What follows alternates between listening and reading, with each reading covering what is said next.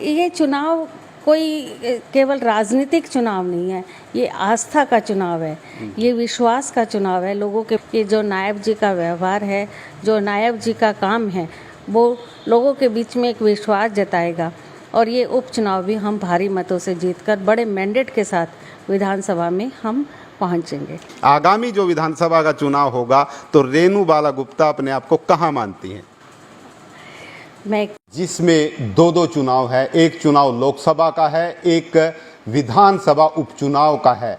दो मुख्यमंत्री चुनाव लड़ रहे हैं, एक पूर्व मुख्यमंत्री हैं, एक वर्तमान मुख्यमंत्री नायब सिंह सैनी जो करनाल में विधानसभा का उपचुनाव लड़ रहे हैं।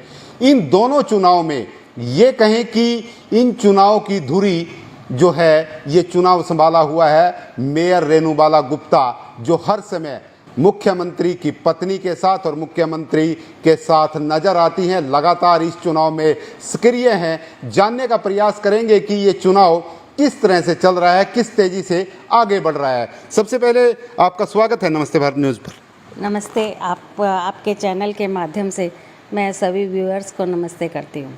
जी जी, कितनी तेजी से ये चुनाव आगे बढ़ रहा है और क्या कितना रिस्पॉन्स इस चुनाव में भारतीय जनता पार्टी को मिल पा रहा है? लगातार जब से चुनाव की घोषणा हुई, वैसे तो भारतीय जनता पार्टी ऐसी पार्टी है जिसमें लगातार 5 सालों तक कार्यकर्ता मैदान में रहता है, संपर्क में रहता है। परंतु अब की बार का ये विशेष चुनाव है जब पूर्व मुख्यमंत्री श्री मनोहर लाल जी ने अपना पद से इस्तीफा दिया और अपने विधानसभा को श्री नायब सिंह सैनी जी को सौंपा, तो एक भाव लोगों के मन में जगा।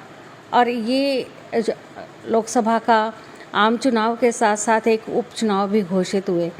उसके बाद लगातार हमारे जैसे कार्यकर्ता मैदान में सक्रिय हुए, तो लोगों का एक रुझान देखने को आया, लोगों का एक विश्वास देखने को आया। लोगों ने एक विश्वास जताया मोदी जी के ऊपर।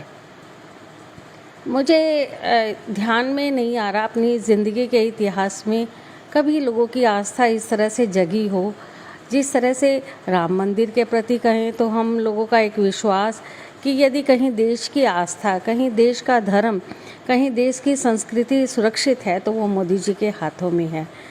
जब लोगों के बीच में संपर्क करने गए तो लोगों ने बिल्कुल ये बताया कि किस तरह से उन्होंने 22 जनवरी को अपने घर में घी के दिए जलाए, भंडारे लगाए, कीर्तन करे।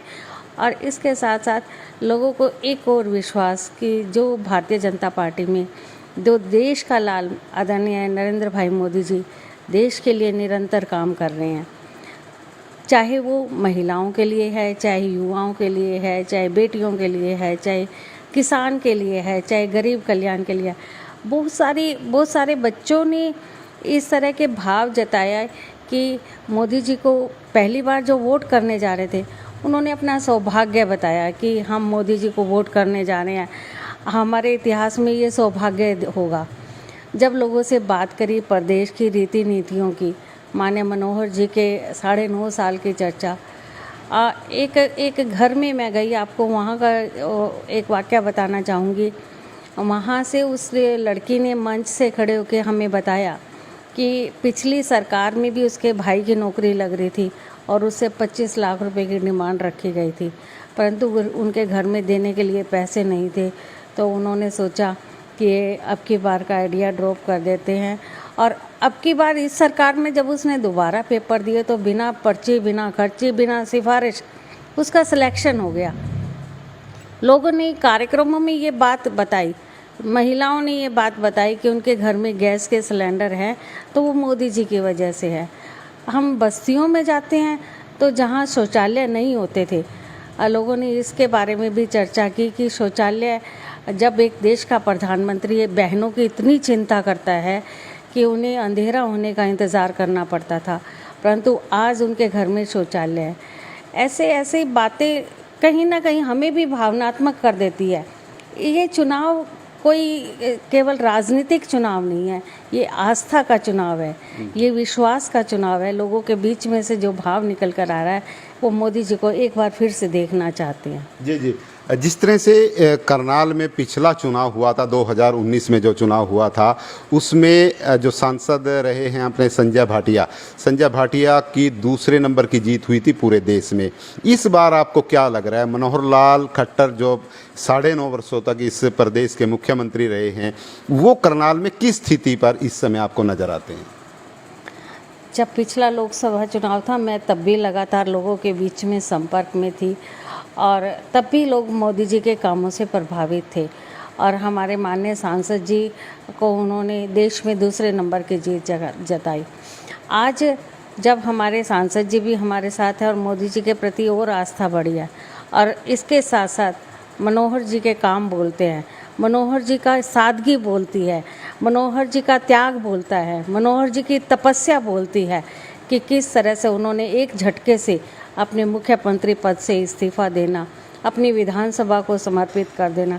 आज लोगों को ये बात कहीं ना कहीं विश्वास होता है कि मनोहर जी जब देश के लिए मोदी जी के साथ काम करेंगे तो निश्चित तौर पे रीति नीतियाँ हमारे देश में और ज़्यादा सुधार होगा। मैं आपको बताना चाहूँगी कि माननीय मुख्यमंत्री जी का जो स्वभाव है, उन्होंने जब मुख्यमंत्री पद से त्याग दिया तो उनके पास जो अपनी पुश्तैनी ज़मीन थी उसे भी उन्होंने दान कर दिया। इसके साथ साथ उनका पुश्तैनी जो घर का हिस्सा था उसे भी लाइब्रेरी बच्चों के पढ़ने के लिए दान कर दिया। और जब वो करनाल में आए दोबारा से लोकसभा का चुनाव लड़ने के लिए तो एक किराए के घर में आकर बड़े सहज भाव से कार्यकर्ताओं ने उन्हें आवेदन भी किया, कार्यकर्ताओं ने घर भी ऑफ़र किया, परंतु उन्होंने कहा कि नहीं, मेरी नीतियाँ नहीं कहती, मेरे रूल्स नहीं कहते कि मैं किसी इस तरह से करूं। उन्होंने बड़े सहज भाव से किराए का घर लिया और उसमें अपना कार्यालय, अपना काम शुरू किया। मुझे विश्वास है कि इस तरह के नेता जब मैदान में आते हैं तो लोगों का विश्वास और ज़्यादा जुड़ता है, जो अपने लिए ज़िंदगी नहीं जीते, समाज के लिए ज़िंदगी जीते हैं। और मनोहर जी जिस तरह से समाज के लिए ज़िंदगी जी रहे हैं तो लोगों को विश्वास है और मुझे खुद को ये विश्वास हो रहा है कि देश में 1 नंबर की जीत मनोहर जी की हमें यहाँ से मिलेगी। जी, मनोहर लाल की 1 नंबर की जीत का आप दावा करती हैं। वहीं जब जैसे उपचुनाव है करनाल में, खुद मुख्यमंत्री नायब सिंह सैनी इस चुनाव में हैं, तो आप कितने आश्वस्त हैं उनकी जीत के प्रति और कितना बड़ा अंतर ये रहने वाला है? वर्तमान के मुख्यमंत्री श्री नायब सिंह सैनी जी की बात करूं तो उन्होंने एक बूथ स्तर के कार्यकर्ता से अपना जीवन शुरुआत की। उन्होंने चाहे अपने मंडल के कार्यकर्ता रहे, अपने ज़िले के कार्यकर्ता रहे, उसके बाद वो हरियाणा में मंत्री भी रहे, हमारी ग्रीवेंसेस कमेटी के चेयरमैन भी रहे, कुरुक्षेत्र लोकसभा से सांसद रहे, प्रदेश अध्यक्ष रहे। उन्होंने भी सफ़र जो अपना एक जीरो से हीरो तक का तय किया। माने नायब जी जैसे अपने नाम के अनुसार अपने कामों में तो नायब हैं ही, अपने स्वभाव से बड़े सरल सौम्य हैं और उनका ये मिलनसार स्वभाव और उनकी धर्मपत्नी जी सुमन सैनी जी लगातार लोगों के बीच में संपर्क साधे हुए हैं। ये ऐसा कुछ नहीं है कि वो हमारे शहर के लिए कुछ नए हैं, वो एक एक गली से परिचित है। मेरे चुनाव के दौरान जब कॉरपोरेशन का चुनाव था तो वो हमारे चुनाव प्रभारी भी रहे। उन्हें एक एक कार्यकर्ता की पहचान है, उन्हें पता है कि कहाँ क्या समस्या है और उसका क्या समाधान है। तो हम इस बात के लिए पूरी तरह से आश्वस्त हैं कि जो नायब जी का व्यवहार है, जो नायब जी का काम है, वो लोगों के बीच में एक विश्वास जताएगा और ये उपचुनाव भी हम भारी मतों से जीतकर बड़े मैंडेट के साथ विधानसभा में हम पहुंचेंगे। जी। रेणुबाला गुप्ता, दर्शकों मैं आपको एक बार बता दूं कि 2 बार करनाल से मेयर रही हैं। सबसे पहले जो करनाल में नगर निगम का चुनाव हुआ था उसमें सबसे पहले मेयर बनने का सौभाग्य इन्हीं प्राप्त हुआ था और दोबारा जब चुनाव हुआ तो दोबारा से रेणुबाला गुप्ता ही मेयर चुनी गई। अब उनकी क्या इच्छा है, क्योंकि जिस तरह से करनाल में चर्चाएं थी कि वो लोकसभा का चुनाव लड़ेंगी, वो विधानसभा का चुनाव लड़ेंगी, तो उनसे ही जानने का प्रयास करेंगे कि आगामी जो विधानसभा का चुनाव होगा तो रेणुबाला गुप्ता अपने आप को कहाँ मानती हैं? मैं एक पार्टी की कार्यकर्ता के तौर पे काम कर रही हूँ और पार्टी की तरफ से अपना सौभाग्य मानती हूँ, माननीय मनोहर जी की तरफ से अपना सौभाग्य मानती हूँ पहला चुनाव मैंने इंडिपेंडेंट लड़ा था और जब मेरा सरकार के साथ कुछ ताना बाना भी ठीक नहीं था, परंतु जब से 2014 में मैंने भारतीय जनता पार्टी को ज्वाइन किया, भारतीय जनता पार्टी में जब से आई हूँ अपने आप को सेफ सुरक्षित महसूस करती हूँ। माननीय मनोहर जी का पूरी तरह से 9.5 साल का जो मुझे मार्गदर्शन मिला, इसमें मुझे बहुत कुछ सीखने को मिला। किस तरह से कार्य को समझना है, किस तरह से कार्य को करना है, किस तरह से लोगों से संपर्क साधना है, निरंतर लोगों के संपर्क में रहना है, ये मैंने माननीय मनोहर जी से सीखा।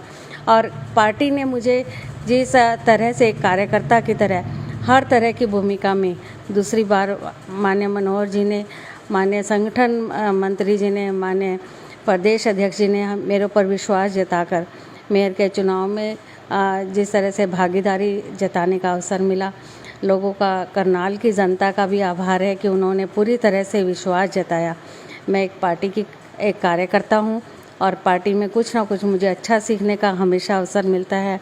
संगठन पार्टी मुझे जब भी जो भी कोई जिम्मेदारी देगी उसे मैं बखूबी निभाने का बेहतर तरीके से प्रयास करूँगी। बहुत बहुत धन्यवाद। तो मेयर रेणुबाला गुप्ता जो करनाल की 2 बार मेयर रही हैं, वो हमसे बातचीत कर रही थी और सीधे तौर पर जो लोकसभा प्रत्याशी मनोहर लाल खट्टर और विधानसभा उपचुनाव प्रत्याशी सीएम नायब सिंह सैनी उनकी जीत का दावा किया है। साथ ही आगामी जो इनकी ड्यूटी रहने वाली है उसको भी इन्होंने सीधे तौर पर कहा है कि जो संगठन, जो पार्टी उनकी जिम्मेदारी तय करेगा उसको वे बखूबी निभाएंगी। आप सभी साथियों से गुजारिश रहेगी इस खबर को शेयर जरूर करें। विश्वाल राणा, नमस्ते भारत न्यूज़ के लिए, करनाल।